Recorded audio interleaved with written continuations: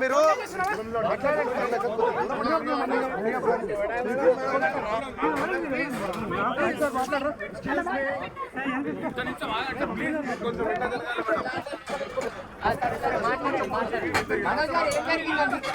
చెప్పండి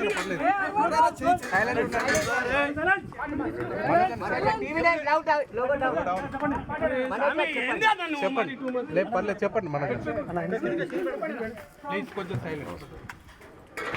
నేను ఆస్తి కోసమో డబ్బు కోసమో ఈ పోరాటం చేయట్లేదు. ఎందుకంటే ఇది పోరాటం కూడా కాదు, ఇది ఆత్మగౌరవానికి సంబంధించింది, నా భార్య పిల్లల సేఫ్టీకి సంబంధించింది.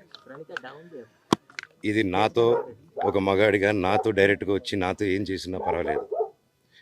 నా భార్య పేరు ఇంక్లూడ్ చేయడం, నన్ను తొక్కేదానికి నా 7 నెలల పాపని ఇంక్లూడ్ చేయడం, నా బిడ్డలు ఇంట్లో ఉండగానే అలా బిహేవ్ చేయడం కరెక్ట్ కాదు. ఈరోజు పోలీస్ దగ్గరికి నేను వెళ్ళి ప్రొటెక్షన్ అడిగాను. నేను మొన్న వచ్చి అడిగినప్పుడు మీకు అన్ని ఎవిడెన్స్లు ఇస్తాను.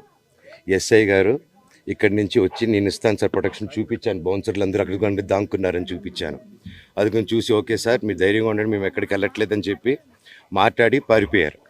ఇప్పుడు కానిస్టేబుల్స్ వచ్చి అందరినీ నా మనుషులందరినీ భయపించి ఇప్పుడు వాళ్ళ పేర్లు తీసుకొని బెదరగొట్టి మా మనుషుల్ని పంపించేసి వేరే బాడీ గార్డ్ లోపలికి పంపించున్నారు సార్.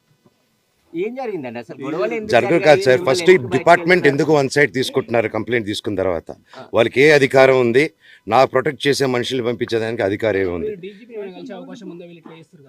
ప్రపంచంలో నా అందరినీ కలుస్తాను సార్, బయలుదేరు.